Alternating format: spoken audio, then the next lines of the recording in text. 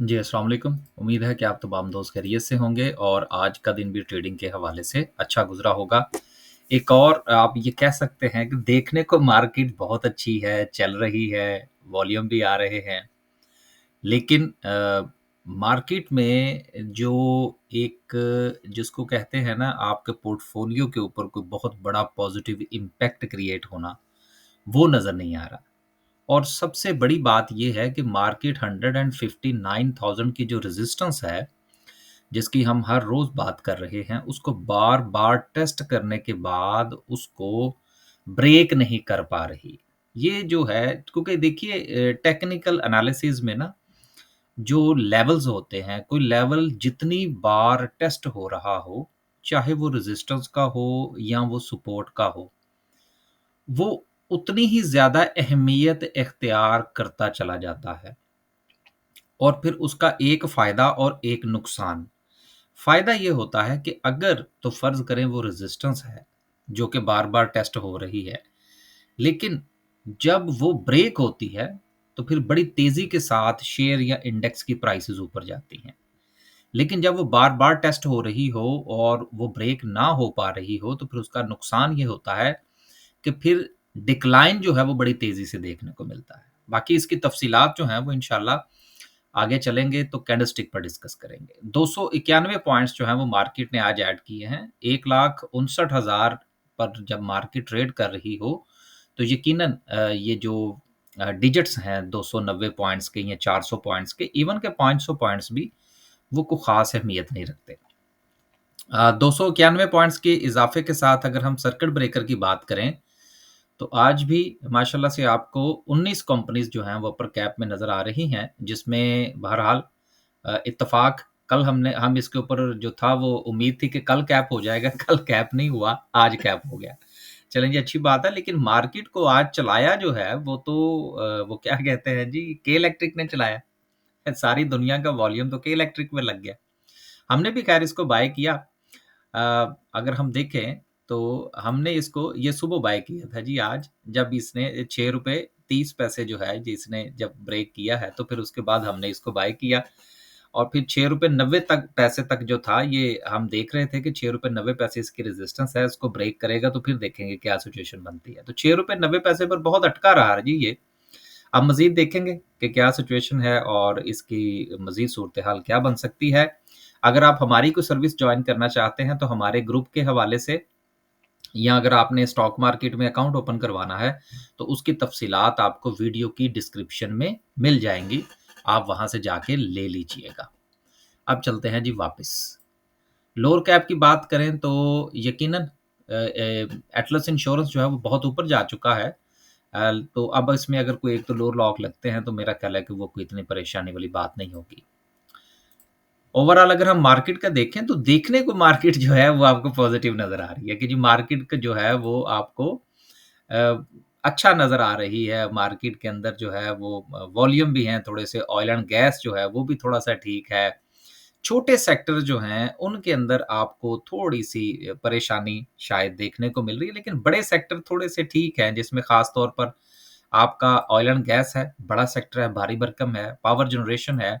Banks में भी सूरत-ए-हाल मिली-जुली सी है, लेकिन छोटे सेक्टर जो हैं, उनके अंदर आपको सेलिंग प्रेशर जो है, वो देखने को नज़र आ रहा है। यही जो बात मैंने आपसे गुज़ारिश की ना शुरू के अंदर, कि देखने में जो मार्केट है, वो आपको ठीक लग रही है कि यार 2-300 पॉइंट्स मार्केट पॉज़िटिव ही है, लेकिन जो आपका पोर्टफोलियो है, वो आपको बता रहा है कि नहीं यार, हालात जो है वो कितने अच्छे नहीं हैं। तो पिछले दिनों में हमने छोटे सेक्टर्स के अंदर अच्छी परफ़ॉर्मेंस देखी है, तो अब ज़ाहिर-सी बात है उनका प्रॉफ़िट टेकिंग की बारी है और बड़े सेक्टर के अंदर थोड़ी-सी मूवमेंट है, जो कि पॉइंट्स को बैलेंस करने के चक्कर में है। सेक्टर वाइज़ बात करें, ऑयल एंड गैस की वापसी हुई, पावर जनरेशन ने साथ में सपोर्ट दिया, हबको के अंदर भी आज सिचुएशन ठीक सी, साथ में के इलेक्ट्रिक जो था उसने तो फिर कमाल ही कर दिया। कमर्शियल बैंक, सीमेंट और फिर उसके बाद छोटे सेक्टर्स जो हैं, उनमें कोई ख़ास परफ़ॉर्मेंस हमें नज़र नहीं आई। सबसे ज़्यादा जो डिक्लाइन देखने को मिला वो फर्टिलाइज़र में था, टेक्नोलॉजी में था, ऑयल एंड गैस मार्केटिंग और उसके बाद रियल एस्टेट वग़ैरह जो हैं, वो हमें पॉइंट्स निकालते हुए नज़र आए। कुछ जो है वो आगे खबरें हैं जी, उनको शामिल करेंगे, फिर लास्ट में इंशाल्लाह कैंडलस्टिक पर बात करेंगे। पहला रिज़ल्ट जो था, सीज़न चूँकि जारी है रिज़ल्ट्स के हवाले से, लोड्स का रिज़ल्ट आया है और इसकी ईपीएस जो है वो तकरीबन 60% कम हुई है और ₹2.65 से इसकी ईपीएस कम होके ₹1.05 हुई है। तो यही वजह थी कि आज इसमें सेलिंग प्रेशर भी आपको अच्छा देखने को मिला। जी, तो अगला रिज़ल्ट जो है वो बीफो का है, जिसकी ईपीएस जो है वो पहले से 32% इंक्रीज़ हुई है, अच्छा इंक्रीज़ है। ₹6 या 38 पैसे से बढ़कर इसकी अर्निंग जो है वो ₹8.40 हुई है, बहुत अच्छा इज़ाफ़ा है जी इसकी अर्निंग के अंदर। अगली 2 खबरें जो है पीआईए के हवाले से है, एक अच्छी खबर है और एक बुरी खबर है। बुरी खबर ये है कि पीआईए होल्डिंग जो है, इसके कुछ इंजीनियरिंग कॉम्प्लेक्स जो है उसको पाकिस्तान एयर फ़ोर्स को जो है वो ट्रांसफ़र किया जा रहा है। अब देखिए ज़ाहिर-सी बात है कि अगर किसी कंपनी का कोई असासा जो है वो किसी और इदारे को दे दिया जाएगा, तो उसकी एंटिटी पर फ़र्क तो पड़ता है ना। अब अगर ये असासा जो है, ये ट्रांसफ़र हो जाता है और जो कि यकीनन होगा क्योंकि बड़े साहब ने अगर कह दिया कि होगा तो फिर होगा। तो ऐसी सूरत में यकीनन जो पीआईए का जो शेयर है उसके ऊपर नेगेटिव इम्पैक्ट आ सकता है। एक तो ये थी नेगेटिव पॉइंट ऑफ व्यू से और उसके बाद जब इसकी प्राइवेटाइज़ेशन होगी, तो फिर भी ये चीज़ जो है ये नेगेटिव इम्पैक्ट डालेगी जो लोग नई बिडिंग देने के लिए आ रहे हैं।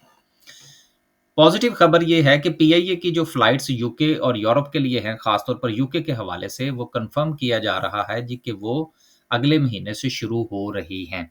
देखिए, मैं तो खुद यूके में मौजूद हूँ लेकिन अभी बहरहाल ये खबरें ज़रूर हैं लेकिन जिस वक़्त हम इसको मुकम्मल तौर पर कन्फ़र्म करने की बात करें तो अभी थोड़ी-सी इसमें जो है वो हमें कुछ जो है वो सूरत-ए-हाल को कन्फ़र्म होती हुई नज़र नहीं आती।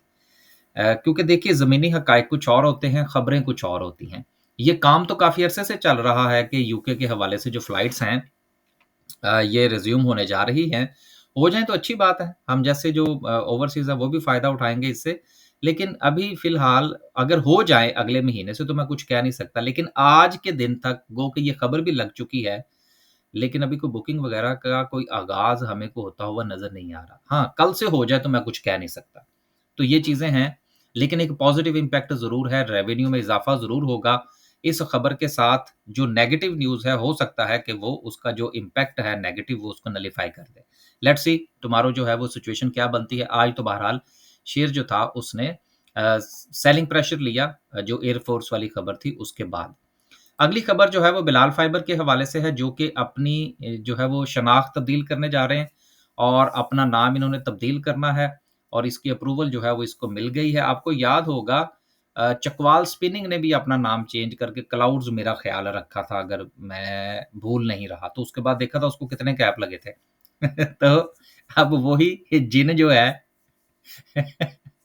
वो बिलाल फाइबर में आने लगा है। मैं किसी को बाइंग या सेलिंग की कॉल नहीं दे रहा। सिर्फ़ बता रहा हूँ कि जिन जो है ना वो फिर जब किसी शेयर में आता है तो फिर किस तरह से आता है। तो मुझे वो बात याद आ गई चकवाल स्पिनिंग वाली। उसको भी जब कैप लगने शुरू हुए ना तो लोग पूछ-पूछ के थक गए कि यार इसको बाय कैसे करें? फिर जब वो वापस आना शुरू हुआ तो वो भी उसी तरह से ही आया।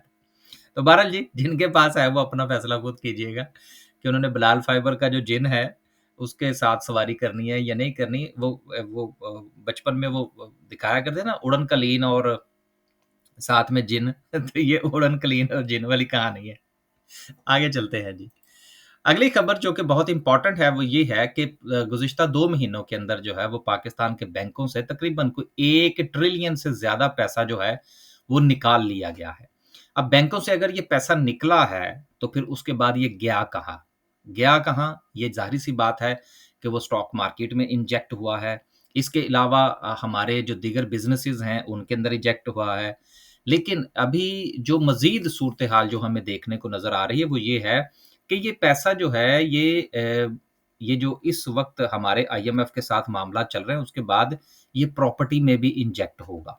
तो लिहाज़ा इस चीज़ को आप ज़रूर ज़हन में रखिएगा कि ये पैसा जो बैंकों से निकला है, money market basically money market में से निकला ना ये। क्योंकि मनी मार्केट में पहले जो रिटर्न्स थे वो बहुत अच्छे थे और अब रिटर्न्स उतने अच्छे नहीं हैं।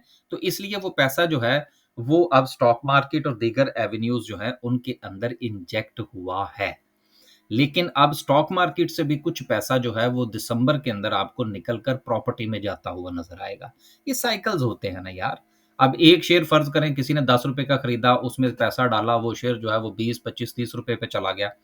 तो हर बंदे की अपनी स्ट्रैटेजी होती है। बहुत सारे लोग जो हैं, वो स्टॉक मार्केट में पैसा लेकर आए हैं और अब वो आहिस्ता-आहिस्ता निकाल कर प्रॉपर्टी की तरफ भी देख रहे हैं। सारा का सारा जो मामला है वो अटका हुआ है हमारे आईएमएफ के विज़िट के साथ। ये विज़िट जब मुकम्मल होगा तो उसके बाद मुझे लगता है कि प्रॉपर्टी के हवाले से फिर दोबारा से खबरें चलनी शुरू होंगी, उसके टैक्सेस-वैक्सेस के हवाले से। तो मकसद ये था बताने का कि जो बैंकों से पैसा निकला है, वो स्टॉक मार्केट में आया है। आखिर में डिस्कस करते हैं जी आज की कैंडल को। कैंडल के पॉइंट ऑफ व्यू से देखें जी, अभी आज भी जो है वो हम कोई नया लेवल डिस्कस नहीं कर रहे। हमारी स्ट्रैटेजी है जी, मुझे कुछ 2-4 दोस्तों ने मैसेजेस किए जी आप ऊपर का कोई लेवल नहीं बता रहे। मैंने कहा यार मैं कोई नीचे का भी तो नहीं ना डरा रहा आपको कि मार्केट गई जी 94,000 के ऊपर। ठीक है, जब सपोर्ट टूटेगी या रेजिस्टेंस टूटेगी तो देख लेंगे। कल भी हमने यही आपसे के साथ गुज़ारिश की थी, आज भी हम उसी पर ही गुज़ारा करेंगे। आज देखें ना, बात यही होती है ना कि आपका एनालिसिस यही होता है ना। अब देखिए हमने ये 2 लेवल निकाले हुए हैं ना, देखिए मार्केट इसको किस कदर जो है वो रिस्पेक्ट कर रही है। लेकिन ये चीज़ ज़हन में रखिएगा कि जिस तरह से मार्केट जो है वो कंसोलिडेशन कर रही है, राइट? ये देख लें आपके बिल्कुल आप इसको देख रहे हैं। ये जो है यहाँ से जो भी ब्रेकआउट होगा इस तरफ का या इस तरफ का, वो थोड़ा-सा तेज़ होगा। लिहाज़ा उसके लिए ज़हनी तौर पर तैयार रहना ज़रूरी होता है। जब तक आपको मैं अक्सर अपने जो ग्रुप मेंबर्स हैं, मैं उनसे भी कहता हूँ कि यार थिंक लॉस फर्स्ट। मिसाल के तौर पर अगर हमने एक कॉल दी कि जी एक फलाँ शेयर है, मिसाल के तौर पर आप के इलेक्ट्रिक की मिसाल ले लें कि जी आप इसको ₹6.30 पर बाय कर लें और इसका जो स्टॉप लॉस है वो फ़र्ज़ करें हमने 15 पैसे का, 10 पैसे का, 20 पैसे का कोई भी स्टॉप लॉस रखा। कभी भी ये ना सोचें कि ये स्टॉक जो है इसने ₹6.30 से उठा है तो इसने लाज़मन ₹6.90 पे जाना है। ये सबसे बड़ी जो है वो गलती होती है। ये ₹6.30 से नीचे आपने जो भी जो स्टॉप लॉस रखा है 10 पैसे का, 20 का, 30 का व्हाटएवर, ठीक है ना? सबसे पहले उसको देखें कि भाई क्या मैं ये स्टॉप लॉस जो है वो बर्दाश्त कर सकता हूँ? अगर नहीं कर सकता ना तो फिर इसकी तरफ ना देखें। लोग मारे ही स्टॉक मार्केट में इस वजह से जाते हैं कि वो इसको इग्नोर स्टॉप लॉस को इग्नोर कर देते हैं और टेक प्रॉफिट के चक्कर में जो है वो अपना पैसा मार्केट में झोंक देते हैं। यही सेम सिचुएशन जो है वो मैं आपसे इंडेक्स के हवाले से भी गुज़ारिश कर रहा हूँ कि देखिए मार्केट ने ठीक है जी ऊपर जाना होगा, लेकिन आप ये क्यों भूल जाते हैं कि ये सपोर्ट भी टूट सकती है। इसलिए दोनों तरफ का जब तक आपको ध्यान नहीं होगा, मार्केट में आप अपना पैसा फँसा सकते हैं। इस वक़्त मार्केट जो है वो मुसलसल आपको सपोर्ट और रेजिस्टेंस के दरमियान जो है वो घूमती हुई नज़र आ रही है। और जिस तरह से बड़े सेक्टर्स जो हैं, ख़ास तौर पर ऑयल एंड गैस सपोर्ट करने के लिए आ रहा है मार्केट को, रेजिस्टेंस ब्रेक भी हो सकती है। लेकिन सपोर्ट का ज़हन में रखना ज़रूरी है। सो अभी भी जो है वो हमारे पास रेजिस्टेंस 159,000 का ज़ोन है और हमारे पास जो सपोर्ट है वो 157,000 का ज़ोन है। बस जी, आज के सिर्फ़ इतना ही। खुश रहें, आबाद रहें, अपने पोर्टफ़ोलियो का ख़्याल रखें। स्टॉक मार्केट में थिंक लॉस फर्स्ट जो है ये बहुत ज़रूरी है। जब तक आप ये नहीं सोचेंगे, यकीनन आप मार्केट से प्रॉफ़िट भी नहीं कमा पाएँगे। इजाज़त दीजिए जी। अल्लाह हाफ़िज़।